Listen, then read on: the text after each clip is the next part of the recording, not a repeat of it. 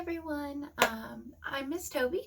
I'm coming to you this week from my home library, but I am from South Charleston Public Library, and this is my first chapter Friday pick for this week. I thought because it's getting a little colder, it would be a great time to talk about one of my favorite books. This is East by Edith Pattou. It is a American Library Association Noble children's book. It is a Young Adult Library Association Top 10 Books for Young Adults, and it is a Junior Library Guild selection. And it's by Edith Pattou, and she is semi-local. She's from Ohio. And it is published by Houghton Mifflin Harcourt. And what's really cool about this book is it is a retelling of a fairy tale. It is for young adults, but the fairy tale that it is based on is East of the Sun and West of the Moon. I have this book of fairy tales by Hans Christoph Andersen and illustrated by Kay Nielsen, but this is the fairy tale that it's based on. It's East of the Sun, West of the Moon, and it is a Norse fairy tale. So I'm going to read a little bit of the beginning chapter. Again, this is East by Edith Pattou. She writes some other young adult books. She writes Hero Song and Fire Arrow, which I believe we have at the library as well, but I know we have East, and the sequel West. And then she also writes Mrs. Spitzer's Garden, which is a children's book in our J8 Easy section. So again, and this is the author. I've actually had the opportunity to meet her. She is very nice, but this is the author, Miss Edith Pattou. So I'm going to read the inside flap here, and I'm going to read the prologue and the first little chapter because they're kind of short. So I'm going to read a little bit more things to you so that it kind of lets you know what we're not getting into here. A magical epic of love, betrayal, and loss. Rose is the youngest of 7 children, meant to replace her dead sister. Maybe because of that, she's never really fit in.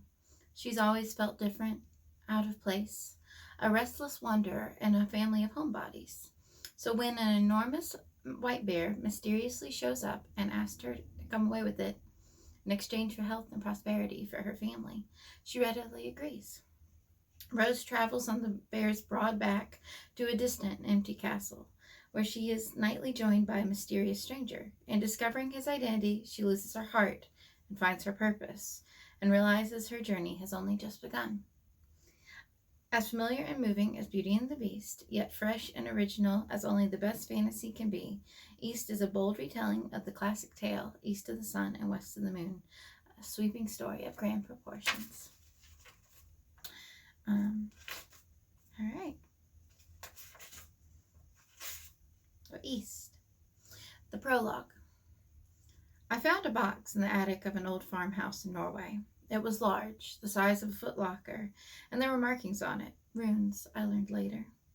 When I opened the lid, it looked like the box contained mostly papers, a jumbled mass of them, in several different languages, written in different styles of handwriting. There were diaries, maps, even ship's logs. As I dug deeper under the papers, I found more. Skeins of wool, small boots made of soft leather, sheaves of music tied with a faded ribbon, long, thin pieces of wood with map-like markings on them, dried up mushrooms, woven belts, and even a dress the color of the moon. Then I came upon what looked like the mouthpiece of a very old reed instrument.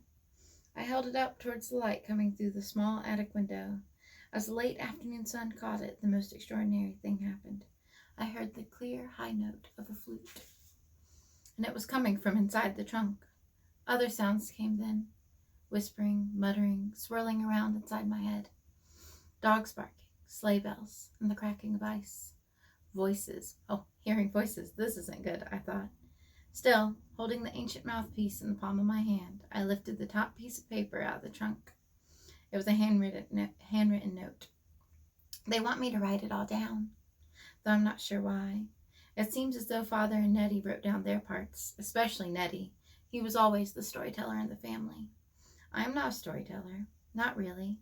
It takes more patience than I've got, or rather than I used to have. I guess I did learn a little bit about patience in the course of the journey. But even so, I'd much rather set the story down in cloth. Well, actually, I have. Hangs on the north wall in the great room, and the whole story is there. But words are easier to understand for most people, so I will try. It isn't easy for me to walk the path back to the beginning of the story, even to know where the true beginning is. And telling a story, I suppose, is like winding a skein of spun yarn. You sometimes lose track of the beginning.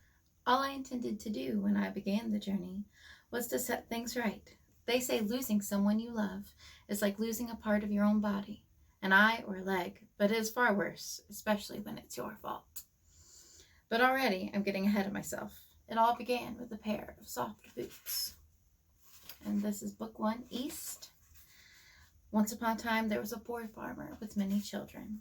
And the first chapter is from the perspective of the father. Ebba Rose was the name of our last-born child, except it was a lie. Her name should have been Niam Rose, but everyone called her Rose rather than Ebba, so the lie didn't matter. And that's what I told myself. The rose part of her name came from the symbol that lies at the center of the wind rose, which is fitting because she was lodged in the very center of my heart.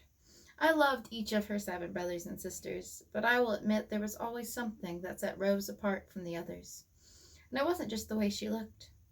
She was the hardest to know of my children, and that was because she would not stay still. Every time I held her as a babe, she would look up at me, intent, smiling, and with her bright purple eyes. But soon, and as always, those eyes would stray past my shoulder, seeking the window and what lies beyond. Rose's first gift was a pair of soft boots made of reindeer hide.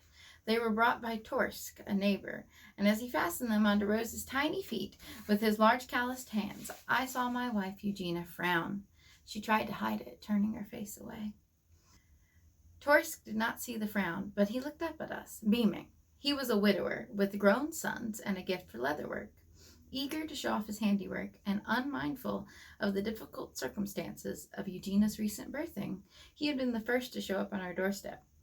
Most of our neighbors were well aware of how superstitious Eugenia was. They also knew that a baby's first gift was laden with meaning, but cheerful, large-handed Torsk paid no heed to this. He just gazed down at the small, soft boots on Rose's feet and looked ready to burst with pride. "The fit is good," he observed with a wide smile. I nodded and then said with a vague thought of warning him, "'Tis Rose's first gift." His smile grew even wider. "Ah, this is good." Then a thought penetrated his head. "She will be a traveler, an explorer," he said with enthusiasm. So he did know of the first gift superstition after all. Eugenia did not attempt to hide the frown that creased her face, and I tensed, fearing what she might say. Instead, she reached down and straightened one of the boot ties. "Thank you, neighbor Torsk," she said through stiff lips. Her voice was cold, and a puzzled look passed over the big man's face. I stepped forward, muttering something about Eugenia still being weak, and ushering Torsk to the door. "Was there something wrong with the boots?" he asked, bewildered. No, I assured them. They are wonderful. Eugenia is tired, and that is all. And you know mothers. They like to keep their babies close. She's not quite ready for the notion of little Rose wandering through the countryside. Nor would she ever be. Though I didn't say that to Torsk. That night, after we had pried Nettie from Rose's basket and gotten all the children to sleep, Eugenia said to me, "Didn't Willow Hotzig bring over a crock of butter for the baby?" "She was only returning what you loaned her," I said. "No, it was for Ebba Rose. It was her first gift, I am quite sure." Her voice was definite. Eugenia did like to keep her children close, but it turned out she wanted to keep Rose closest of all, and it had everything to do with the circumstances of Rose's birth.